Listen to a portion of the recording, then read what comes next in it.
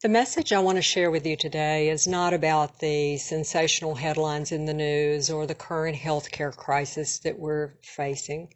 It's not about the economy or taxes or politics, and it's certainly not about the upcoming election. I'd like to talk to you today about something entirely different, something much more important. It's about people. People in every small town, in every city, in every county, and in every state.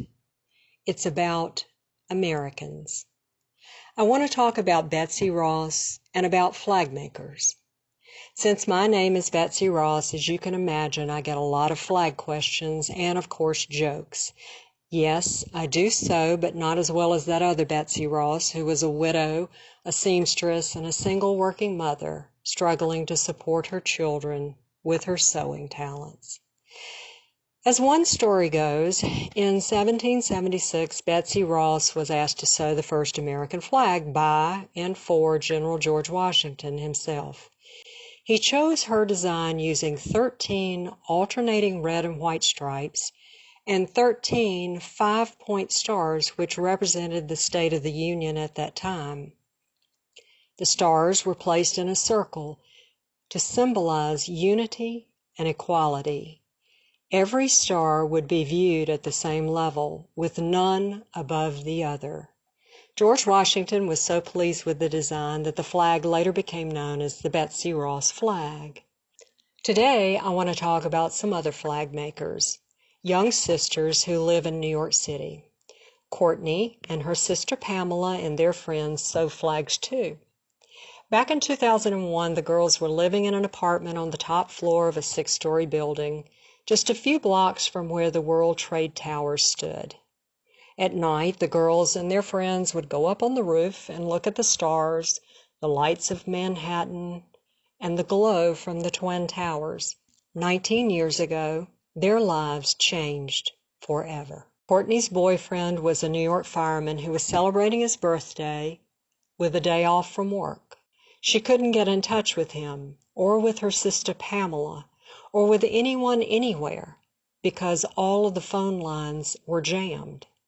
Miraculously, all three of them reconnected safely that evening, unharmed but shaken to their cores. In a conversation with her father, they expressed fear, anger, helplessness. But they also expressed determination that she and her friends had to do something. I'd like to share a letter written to me from their father. When President Bush called for a National Day of Prayer that Friday, the girls and their friends planned a candlelight vigil on the roof of her building, overlooking the empty space where the towers once stood. They wanted to hang American flags from the windows of her building to encourage the firefighters, the policemen, and the rescue workers. Pamela was sent out to purchase flags in Greenwich Village and Soho. She walked around for hours, checking every store, but there were no flags left.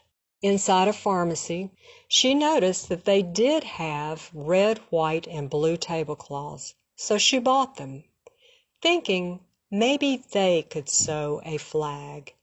That evening, like millions of Americans across this great country, Courtney and Pamela and their friends lit candles on the rooftop of their building in New York City, and they prayed. In a circle of candles, they carefully unfolded a huge, handmade American flag that they had sewn from the tablecloths. Like the first flag sewn by Betsy Ross 244 years ago, every stitch was sewn with love and respect for the thousands of lives that were lost that day. Since 2001, each of us has replayed the images and the sounds of the terrorist attack in New York and Washington. We cried for the husbands and wives and children and family members who were left behind. We struggled as our hearts shared their pain. And above all else, we were fighting feelings of helplessness and wanting to do something just to make things better. Like these sisters and their friends, in troubling times, we all simply want to help in some small way. We all have the need to do something. It feels good to be an American because every time we give of ourselves, it makes this nation stronger. Whether it's in donations of blood, our time to help a neighbor in need, or simply taking the first step to put an idea in motion to solve a problem, it makes us a stronger nation, united by a higher cause than just ourselves. We look within ourselves and remember how America came together on 9/11. This is also a time for healing and unity for our communities and our country. And just as it was 19 years ago, now is the time when people must come together for greater causes and for the greater good. It is a call to selflessness instead of selfishness in our America. Let each of us take a long, deep look inside our hearts, because that is where you will find what makes America, America. We all have a contribution to make, and there's no better time than today.